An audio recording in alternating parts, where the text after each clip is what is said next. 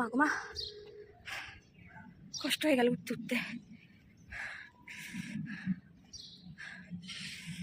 এখনো সূর্য ওঠেনি, ওই 7টা মতন বাজতে যায়।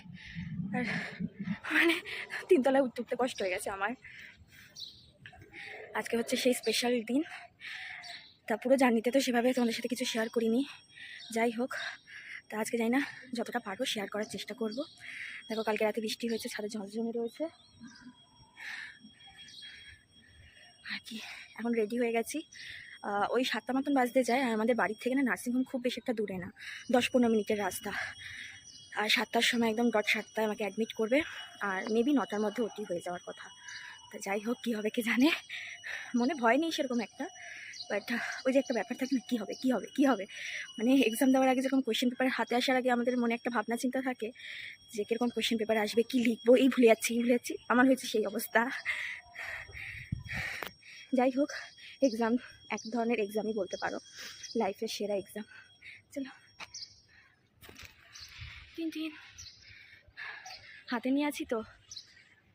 আর আজকে একদমই রোদ ওঠেনি, বেশ ওয়েদারটাও খুব ভালো আছে। তা চলো এবার নিচে যাই, নিচে গিয়ে দেখি। ব্যাগপত্র তো সব রেডি করে নিয়েছি, তা সেগুলো আর কিছু শেয়ার করলাম না, কারণ ব্যাগের মধ্যে আবার আলাদা করে কী বা নেওয়ার আছে। যাই হোক, পরে নয় এক সময় সেটা শেয়ার করা যাবে। তা চলো নিচে যাই, প্রথমে নিচে গিয়ে দেখি কতদূর কী হয়েছে। আমরা বেরিয়ে পড়েছি, এখন রাস্তায় রয়েছি।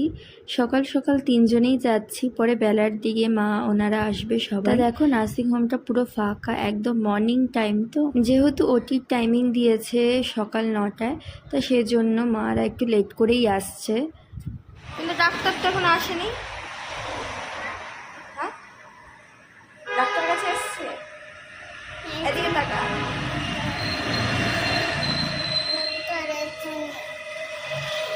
এখনো ডাক্তার আসেনি, পুরো ফাঁকা। যাই হোক, এই সময় মনের মধ্যে একটু হালকা হালকা ভয় ছিল। আর তোমাদের দাদাভাই দেখো কিছু ফর্মালিটিস ছিল সেগুলো ফিল আপ করছে। তাহলে আবার নেক্সট ব্লগে দেখা হচ্ছে।